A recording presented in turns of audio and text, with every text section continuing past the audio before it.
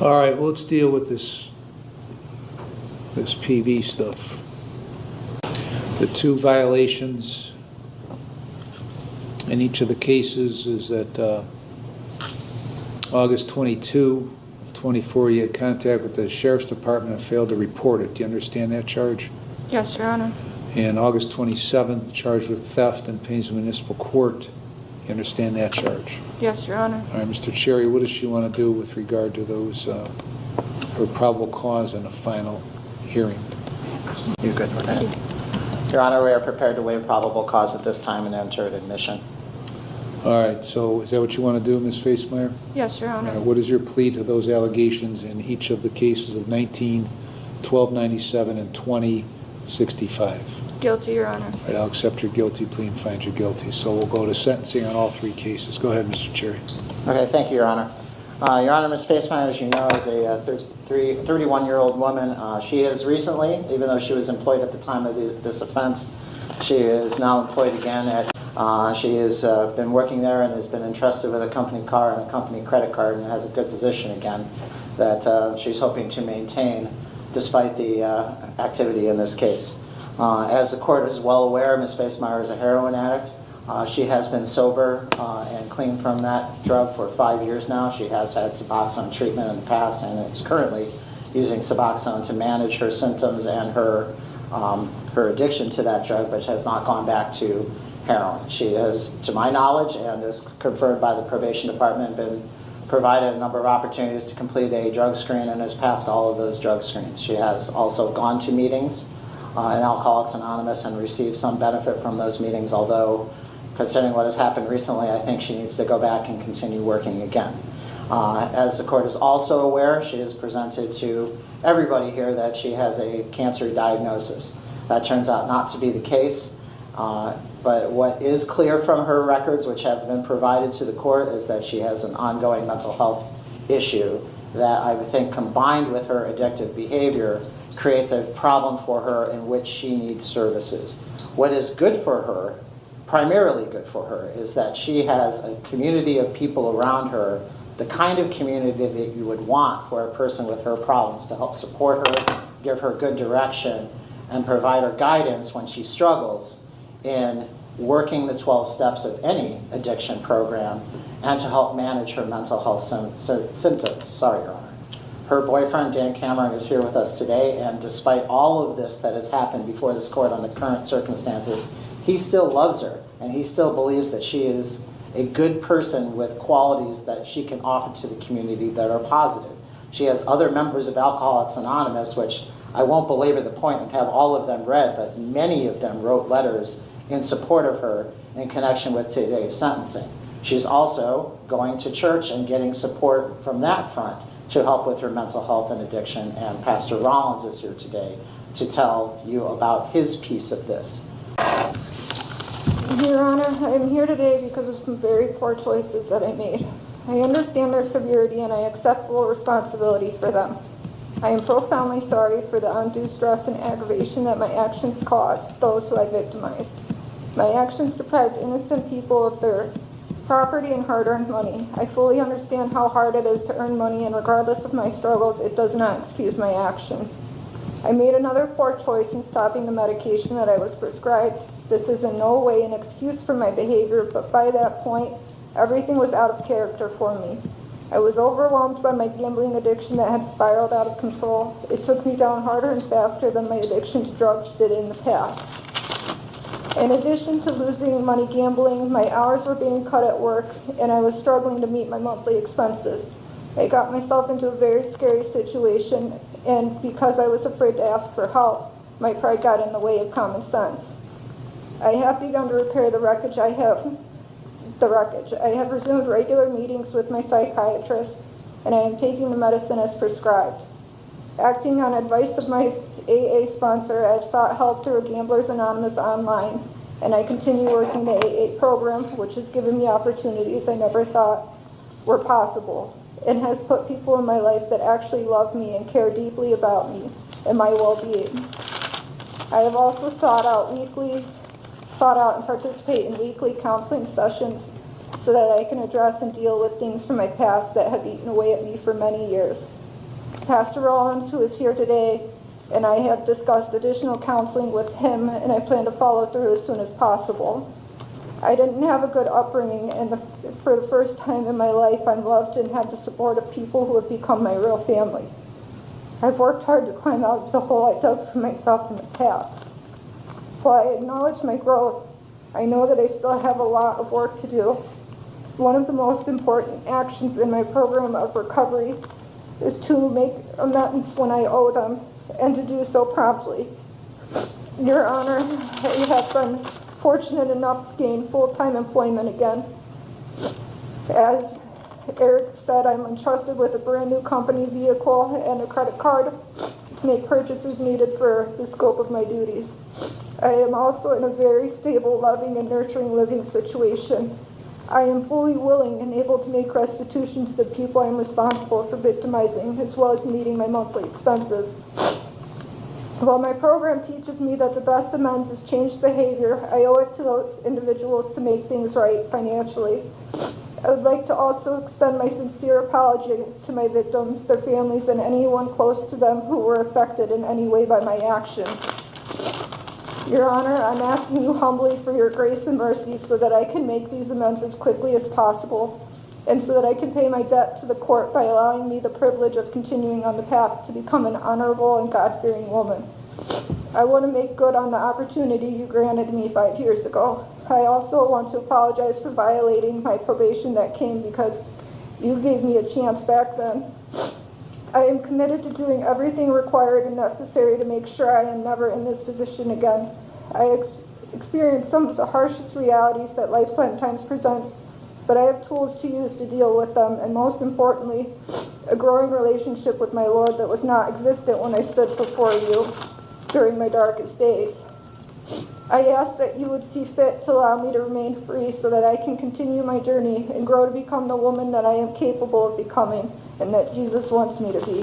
Thank you. Why did you go into these 2 cars? Because with my hours being cut with work and the addiction to gambling and not wanting to ask for help, Your Honor, I got overwhelmed with the extent of my bills trying to keep up with restitution and even gambling itself. Well, what bills? My phone, my car. I had, even with the psychiatrist, because my Medicaid had gotten cut while I was waiting for my insurance through work to kick in. And then just with the expense of gambling itself. What'd you do with the money? I literally only got $20, and that I went and I put in the slot machine. So it really had nothing to do with the bills, it had to do with the gambling. Correct. What'd you do with the items that were taken? I threw them away. When did the gambling start? About 2 years ago. It didn't get really bad until about a year ago. And how were you gambling? Those little internet cafes that they have that have popped up around, I would just go in there because they have slot machines.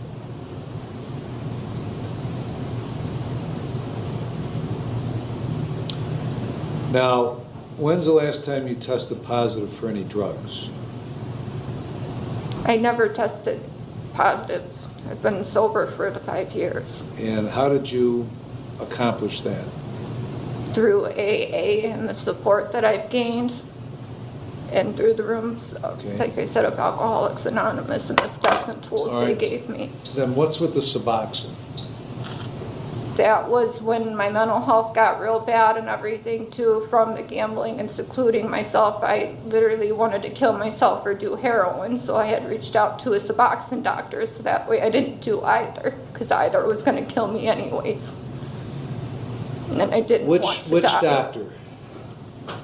Her name was Emily Shumway. I know it was a different one before that with insurance, but then they stopped taking my insurance, so I had to switch to Ms. Shumway. And then when I just got Medicaid back, I had to switch to, his name was Scott Allen. Where are they located? It doesn't say on there because it's through online virtual. All right. Did you inform your probation officer that you were going to these doctors? I informed her that I was on Suboxone and that it was through a virtual doctor, yes, Your Honor. Okay. I don't like this virtual doctor crap. I don't like it. I understand that, but that was what insurance covered. It's worked out really, really well.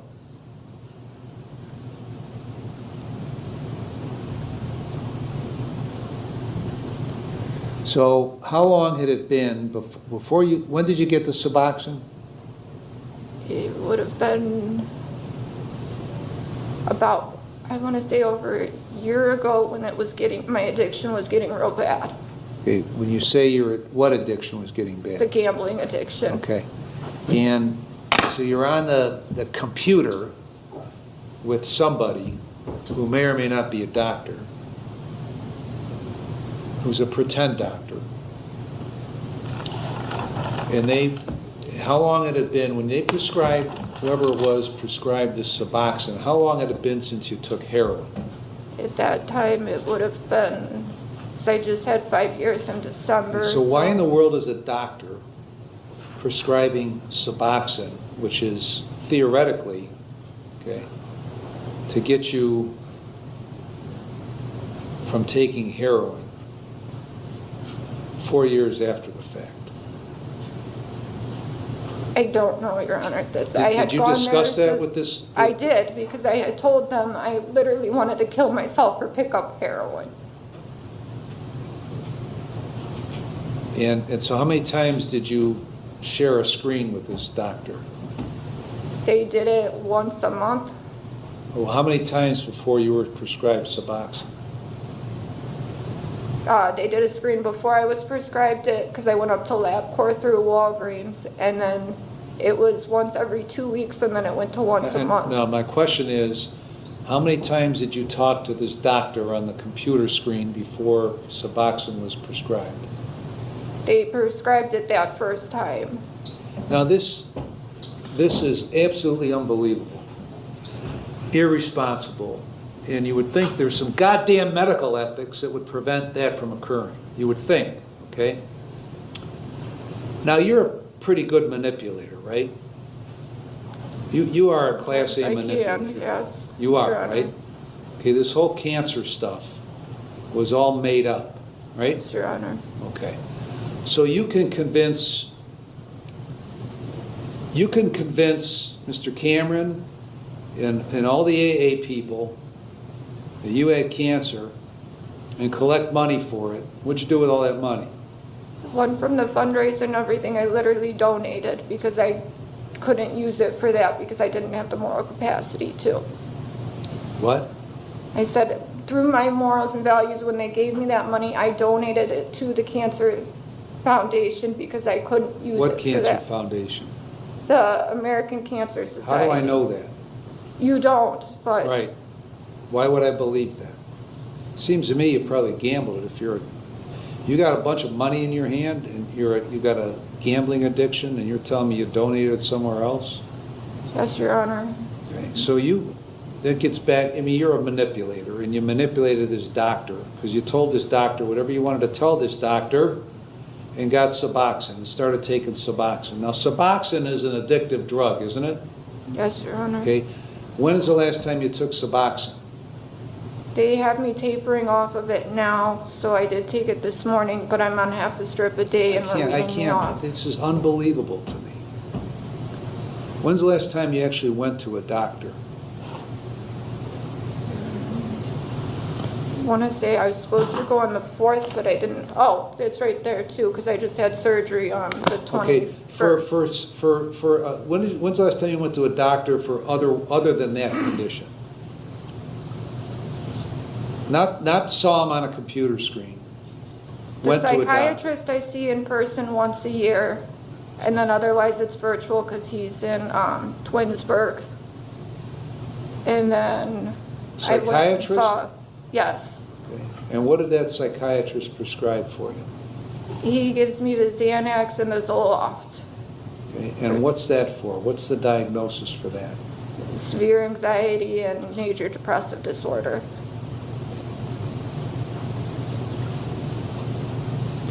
How long have you been going to that doctor? I've been seeing him now about 2.5 or 3 years.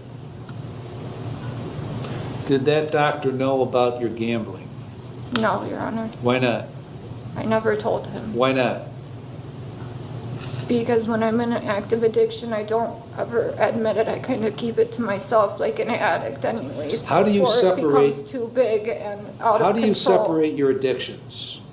You got a heroin addiction, you got a gambling addiction.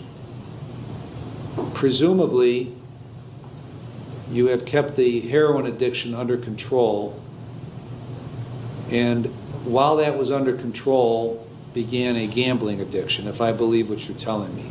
How were you able to control one and not the other? It's not a matter of controlling it, Your Honor. As an addict, anything I pick up, I can become completely addicted to.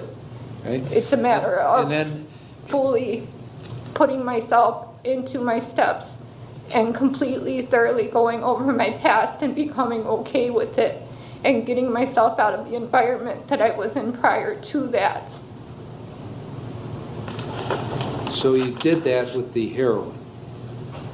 Yes, I did when I was at Jean Marie and worked my steps. Well, but you're telling me you haven't taken any heroin since.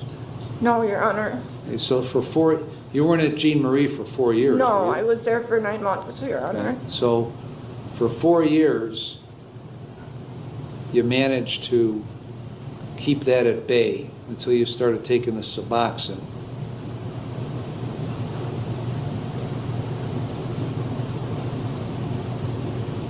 Imagine prescribing an addictive drug to an addict. So 3 years after you last took heroin or thereabouts, you tell me you developed this gambling addiction, right? Yes, Your Honor. So what did you do to address that? It's what I'm doing now. What did you do then to address it? I didn't do anything, Your Honor, because I was so hurt from my mom and everything, and that's kind of what I just used to fill that void, because I didn't want to pick up heroin, as I had turned to gambling. Because like I said, as an addict, we do anything to try to fill that void. I just didn't want to pick up heroin at the time because I didn't want to die, so I found something else to latch myself onto. Did you go to that psychiatrist as a result of the order back in 22 to have a mental health evaluation? No, Your Honor, that doctor I went to on my own. So now I'm sitting here, and what am I supposed to do with you? What is there left to do with you that hasn't been done? Your Honor, I'm taking the steps and actually addressing my past, and that's why I started the weekly counseling sessions with a therapist. On the computer? It is on the computer, but most of them are online now, and it's the same as if you sit in Why front are of all them in these an places? office. Does anybody know why all these places are so lazy? It's COVID. It's COVID. This is 2025. I understand that, Your Honor. You know, Mr. Cherry, why they're so lazy? I can speak to my experience primarily as a family law attorney, that even now, a lot of psychologists and psychiatrist sessions are still done remotely. When you do like reunification counseling, you might do that in person, but even then, there's oftentimes a remote piece. Isn't that, as a family law Yeah. counselor, practitioner, isn't that the dumbest thing you've ever heard of? I don't think it is as effective. You know, even Yeah, from my piece, I say Zoom pre-trials are fine, but if I have to do a trial on Zoom, it's not good. Is everybody... Why are we all here? Why aren't I sitting in Florida doing this hearing and you sitting in California doing it? It'd be fine with me, Your Honor. I mean, I don't understand why, but I guess that's beside the point, okay? But this doesn't work. It does, Your Honor. There was stuff I didn't address. If and the environment it that- worked, you wouldn't be here, okay? I might suggest, Your Honor, that sometimes repeated efforts are necessary with addicts, and furthermore, I'm understand not that. sure a dual diagnosis treatment regime has been tried yet. Well, It has? Okay. I'm not a psychiatrist or a psychologist or a drug counselor. Unfortunately, I have to rely on psychologists, psychiatrists, and drug counselors, many of whom are in it for the graft, quite frankly. Many of these organizations exist to perpetuate themselves, to take more money, to perpetuate themselves. That's the way it is. So, when I refer somebody for a mental health evaluation, it's my, maybe it's misguided, but it's my expectation that they, as a professional, would evaluate that person and say, there's mental health issues, there's drug issues. Maybe it should be a dual diagnosis. That's what they're supposed to do. 75% of the time, they don't do it because they just don't care. Okay? But that's where you have to take responsibility for your situation. I understand, Okay. Your Honor, and that's what I'm trying to do at the moment. Okay, but you were here, when were you here, a month ago? Yes, Your Honor, And why did we delay that hearing until now? because we had to get all the medical records and everything Because- else. because of the I cancer was stuff. irresponsible, yes, Your Honor. Right. So as recently as a month ago, you weren't owning up to anything, Yes, Right? Your Honor. okay? And that's, I've taken responsibility for it, and that's why I'm I trying to don't- see, I- take the steps to change it. Well- And that's the only way I know how, and that's why I've reached out to the counselor. Okay, but- I started the Gambling Anonymous meetings and have restarted my steps on that, and I'm trying to dig into my past of where I missed so that I can take the steps. to We're 8 become- years in, you and I, right? Yes, Your Honor. Okay? So to take steps in the last month is insufficient. Your Honor, I've taken steps the entire time, and that's how I even got the 5 years of sobriety. Okay, but why And were you everything. lying to me as recently as a month ago about the cancer stuff? Because I was still trying to manipulate the situation, and I've realized that's not going to help, and that's when I've admitted it finally and tried to seek help, and I've gotten baby steps on the way to get that help. And I've even blocked even talking to my mother because she's very abusive in what she says to me, and every time at night when she's drinking, she sends me those messages, and that's why I said even in counseling, I'm trying to get to the root of that, of why I even needed to fill that void again with something else. As I can tell you, in prison, it's not what's gonna help me, because in there, none of them wanna Listen, get better. I don't pretend that prison's gonna No, help I you. understand that, and I'm just saying, I'm trying to take steps, and I wanna be able to make amends to those people, because that's what I know to do today. And that's what I'm trying to do, and I'm trying to become the best woman that I can. Okay, but manipulating the people closest to you is not the way to accomplish that. If you understand, Your Honor. You understand, but you have to do more than understand. You have to take action. And that's what I'm doing, Your Honor. That's what you're telling me you're doing as you sit here today. All right, but you weren't doing that a month ago when you were here. Correct, Your Honor. And that's all I can tell you is what I am doing today to right that situation. Because the past is already the past. I can't go back and change that. I can only change what's going to happen tomorrow if it comes. I don't expect you to change the past, okay? Mr. Cherry? Your Honor, gabapentin is prescribed by my client's primary care provider at UH, not as been indicated by the prosecution. My client her understanding is that Narcan is a backdrop for any potential problem that would happen with Suboxone. That's not something that was given to her because of a relapse. Again, I'm going to underscore for the court that there has not been a positive drug screen for heroin. And the final thing I'll say is that deception is natural to an addict. This might be a profound case of that, but it just goes to show that she has work still to accomplish. And I believe that But by that theory, there's no failure on probation, right?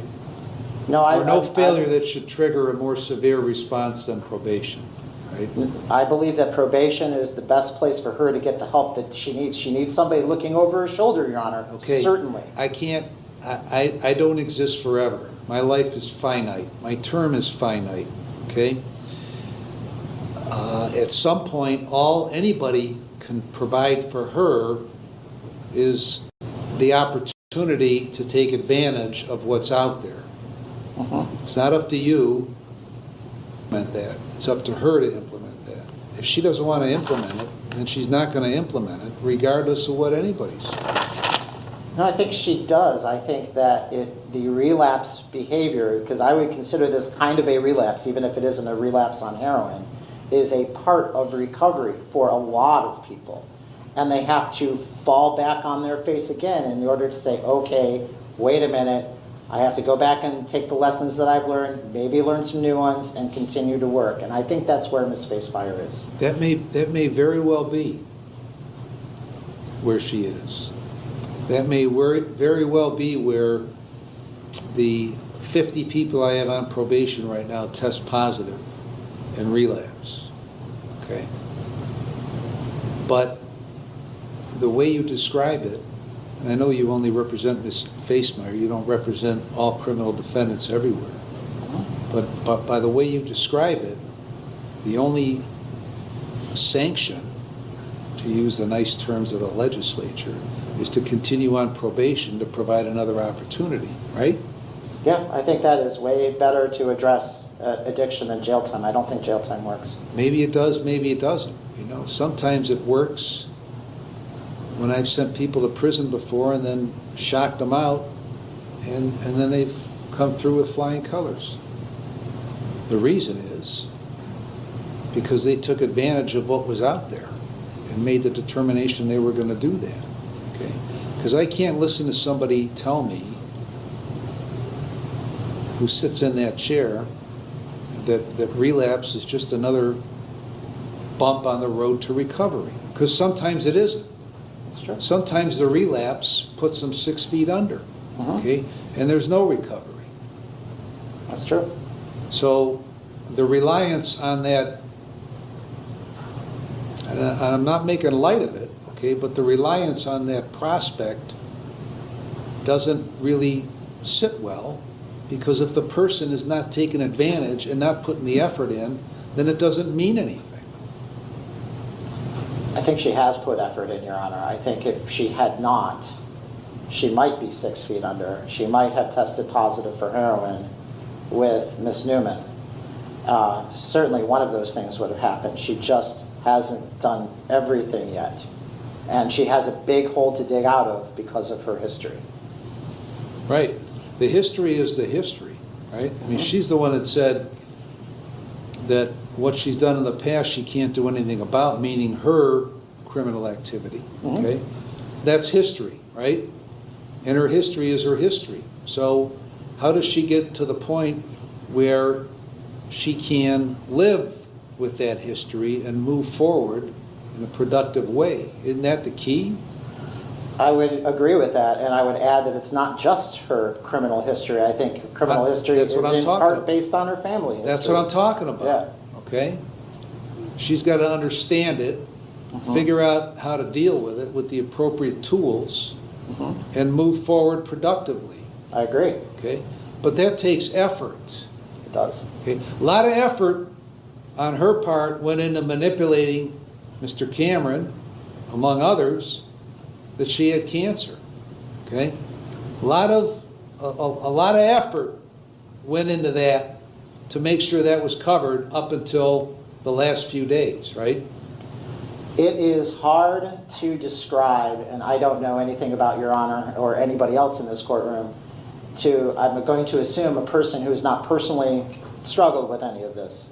It's hard to describe to a person how an addiction hijacks your logic circuits, for lack of a better term, and focuses them on continuing to hide so that you can continue to live that life until you finally figure out how to come forward and be true to yourself. Right. Part of figuring it out is putting the effort in to figure it out. Yes. And as you well know, some people do it. Some people do it quicker than others, Yeah. but they do it. They don't do it because they went to an AA meeting and stared at a wall and it worked by osmosis, right? They put some effort into it and actually implemented in their lives what they heard, what they saw, what they learned. And it translated to them, and they continue to do it every day. Because if they didn't continue to do it every day, then they'd be sitting there, right? Might I suggest, though, that Go ahead. when I was there in the rooms, and I watched many people come in with meeting slips, as I'm sure you are well familiar, having them signed by the secretary. And they would sit in the back, Right. and they wouldn't pay attention, and they wouldn't participate. And they were gone, right? After 6 months or whatever period of time that they would do their thing, and you wouldn't see them again. There was a nice chunk of them. I'm not even going to say 20, 30%. They would come back after a period of time, sometimes on meeting slips and sometimes on their own. Because even though they're getting it by osmosis, as you said, they're getting something, a little seed planted. So then they recognize they have another problem, they come back. That is also part of the road to recovery. For some people, it is harder than for others. I acknowledge that. I've seen that. Yeah, I bet. I've seen it over and over, okay? I've seen people succeed that I never thought Right. would. I've seen people that just didn't want to and ended up on the other side of things, Yeah. okay?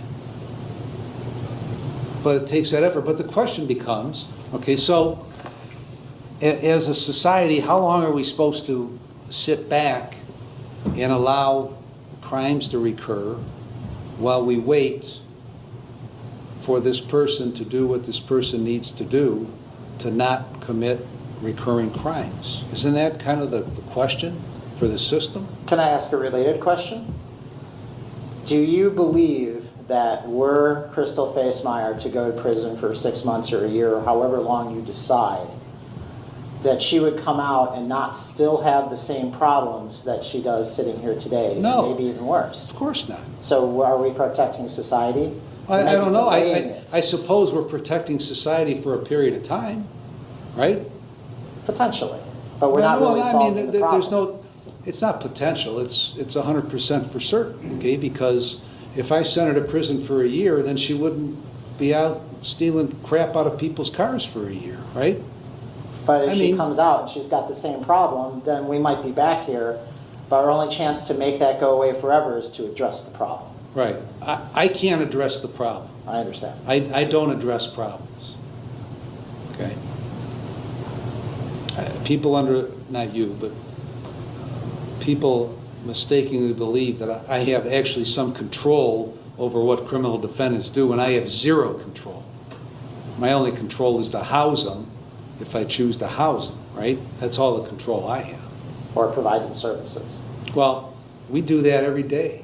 I mean, we do that every day, all day. Probation, that's their job for 40 hours a week, is to facilitate services. Unfortunately, the system is set up in such a way that some of these service providers are frauds, but I mean, that's kind of human nature sometimes. A certain number of people are going to be thieves throughout their lives and take advantage of every situation, okay? And this is no different. Anything else? Nothing else, Your Honor. Thank you. All right. I have reviewed the pre-sentence report, the psychological evaluation, and I have considered what the pastor has said, what Mr. Cameron has said. I considered what Ms. Facemeyer has said, what counsel has said, reviewed the victim impact statements.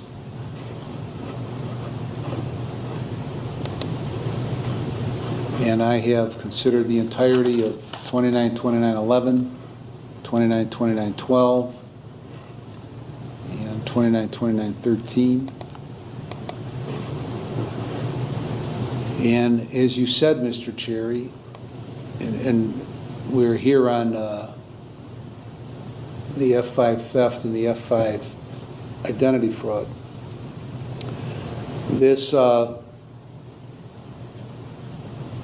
The initial term of community control on the 19 and 20 cases was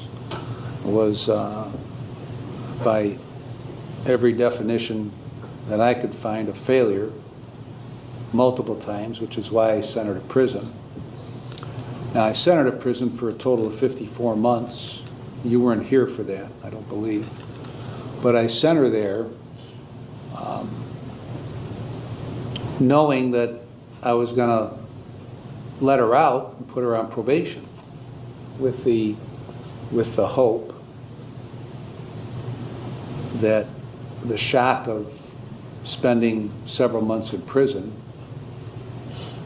would provide some sort of jolt such that when she came out, that she would do what she needs to do to prevent coming back here again. But that didn't work either. Now, see, Ms. Facemeyer, you can tell me anything you want to tell me, and you've put me in a position where I can't believe anything you've told me. I understand that, Your Honor. That's just a fact, right? Because I'd be a fool No, I know, but can if I believe what you said. Can I say something? Yeah. Please. When you did send me to prison, though, that was the best thing you ever did. Because if you would have let me out, then I would have done heroin and died. And by sending me to Jean Marie and being able to take that opportunity that you gave me, I've been able to get 5 solid years without using heroin or touching it. And I am sincerely sorry about lying and this gambling problem and everything else. And that's why I'm trying to take the steps to do the right thing and do what Alcoholics Anonymous has taught me right now and admit the problem and address it and try to make amends the best way that I can.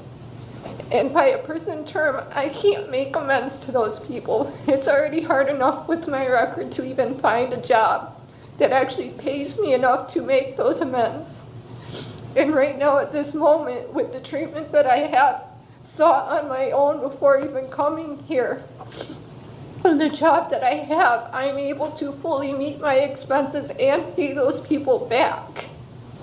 And actually work on myself at the same time for those family things that have happened in the past, to actually leave them in the past and not let them affect me as bad as they do today.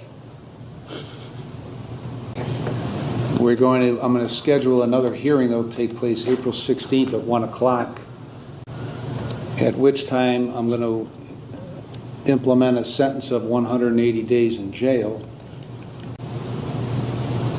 You better satisfy me with your progress in the next 3 months, or you'll go sit over here from April until October. Understood, Your Honor. You're going to continue with McNair, follow the recommendations, continue with Luttrell and follow the recommendations, no drugs or alcohol, screens. Oh, Your Honor, real quick, too, I'm sorry. Go ahead. Dr. Matarelli's my primary, who I do Right. get the gabapentin monthly through, so I don't know if you want to list him as well on there. I believe it's in the records, Your Honor. I know. Okay. What's the gabapentin for? That's been for my tremors. My mom has them too. It's genetic. It's why I shake so bad too. He's your primary? Correct, Your Honor. I'm not including your primary or a Ahuja. Okay. I'm just, you can go to those people. 4 AAs a week. Maintain your sponsor. Sign releases for probation. Full employment. No contact with Archer or Snow. Restitution to Archer, 200. Restitution to Snow, 723.16. I don't think I've ever left a sentencing being more unnerved or uncertain about imposing a sentence before. So take that for what it's worth. Thank you, Your Honor.